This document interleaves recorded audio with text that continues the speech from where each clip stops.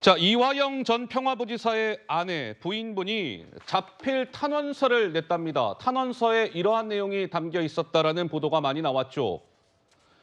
제 남편 이화영, 전기 고문만큼이나 무서운 극심한 심리적 압박을 받고 있습니다. 누구로부터 하여금? 검찰로부터 하여금. 10개월가량 지금 독방에 갇혀 있어요. 매일 검찰 조사받으면서 힘들게 살고 있습니다. 제 남편 이화영, 스트레스로 치아 3개나 빠졌어요. 검찰이 내 남편을 자꾸 회유, 압박을 해서 우리 남편이 흔들리고 있습니다. 이런 취지의 주장을 이어갔습니다. 그러자 검찰이 즉각 반박 자료를 냈습니다. 이렇게요. 저기요, 이화영 부지사 지금 구치소에 구속이 되어 있는데 그동안 가족 등 50회 이상 면회했고요. 국회의원들의 7차례 특별 면회도 있었고요. 변호인 180여회 접견했고요. 선임된 변호인이 17명입니다. 대부분 이화영 조사를 할 때 참여했고, 독방에 수용됐다? 이거는 구치소 규정에 따른 것입니다. 검찰이 관여한 바 없어요. 그리고 독방에 수용된 것과 관련해서 이화영 씨는 어떠한 이의 제기도 하지 않았습니다. 글쎄요. 우리 서정욱 변호사님 어떻습니까?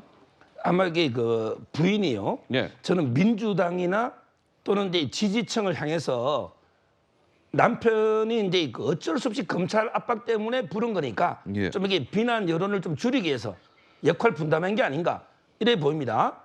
지금 이게 원래요 부인이 쌍방울에 카드 받아 쓴 거 있잖아요. 이화영 부지사가 이제 쌍방울에 개인적으로 받은 거는 오히려 이게 부인이 계속 진실대로 자백을 해라. 예. 이렇게 권유했다고 보도가 됐습니다. 거기 그때 이화영 부지사가 30년 동안 알고 지낸 여성이 예. 내가 썼다. 카드를 내가 썼다. 예. 이렇게 진술했는데 그때 검찰에서 아니 주유 기름도 였는데 쌍방울 카드로. 예. 그런데 당신 운전면허증도 없는데 어떻게 기름 넣냐. 이래가지고 이게 검찰에서 탄핵을 했거든요. 그때는 부인이 오히려 그 여성 말을 듣지 말고 예. 오히려 이게 자백해라 당신이 그래 형량을 줄인다 이렇게 했다가 이제 와서는 마치 이게 북한 문제는 계속 검찰이 뭐 강압에 해서 어쩔 수 없이 진술한 것처럼 예. 이렇게 하는 게 저는 아마 납득이 잘 안 되고 이건 아마 이게 정치적으로 남편을 좀 보호하기 위해서 우리가 이게 불더라도 너무 지지층이 비난할 거 아닙니까? 예. 이래서 이게 저는 낸 거고요. 예. 팩트가 전혀 안 맞는 게 자 독방 있잖아요. 독방. 부지사면 독방 당연히 줘야죠. 국회의원 되고. 독방은 이게 규정이 있습니다. 예. 국회의원 정도 하고 부지사하면 독방 주는 거 당연한 거 아닙니까? 아까 독방에 수용되는 게 오히려 당연한 거죠. 당연한 거다. 거물급 국회의원까지 했잖아요. 예, 예. 고위직. 예. 그리고요. 지금 이게 면회는요. 예. 제가 보기에 엄청나게 많이 한 겁니다. 특별면회 한 번도 못한 사람이 대부분이에요. 예. 특별면회를 7번이나 했잖아요. 국회의원들 특별면회. 예. 예. 그거 요즘 잘 안 해주거든요. 그리고 이게 요즘은요. 수사받을 때 변호사 없으면 수사도 못해요. 계속 변호사가 옆에 있으면서 진술한 겁니다. 예. 이걸 이게 저는 옛날에 뭐 군사 독재 강압 수사 말도 안 되는 게 궤변이에요. 저 부인 탄원서도.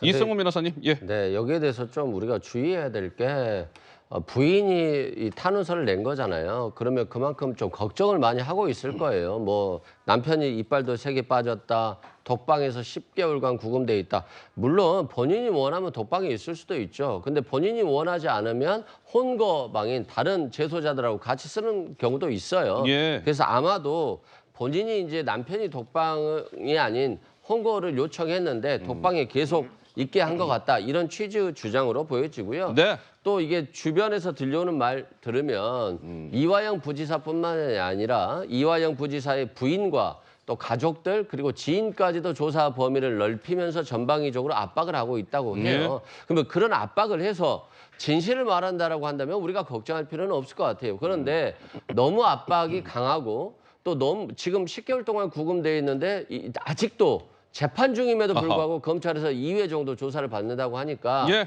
굉장한 스트레스를 많이 받을 거예요. 그래서 이런 압박 속에서 진실을 말하는 것이 아니라 허위 진술을 말할 수도 있는 가능성이 있기 때문에 예. 검찰이 좀 인권 보호적인 측면도 유지하면서 절차를 유지하면서 수사를 이어나가는 것이 맞지 않나 싶습니다. 자, 이번 여러 가지 논란 가운데 민주연구원 부원장을 맡고 있는 현근택 부원장이 어제 검찰의 피의자 신분으로 소환 조사를 받았답니다. 이유가 있었겠죠. 바로 이겁니다. 시청자 여러분들 혹시 기억들 하십니까? 좀 시간 지났는데요. 3월에 왜 이재명 대표가 본인 소셜 미디어에 뭐 이렇게 올린 게 있었어요. 그게 뭐냐면 이화영 씨 재판에서 나온 증인 신문 조서, 다른 말로 법정 녹취록, 이것을 이재명 대표가 올린 겁니다. 아니 근데 저 이재명 대표와는 상관없는 저 조서가 이재명 대표는 누구한테 받아서 저걸 올린 거지? 뭐 여러 가지 막 의문이 증폭이 됐죠.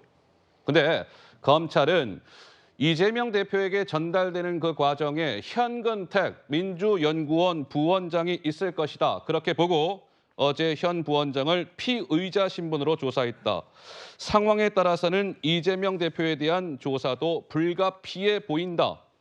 이런 보도가 나왔습니다.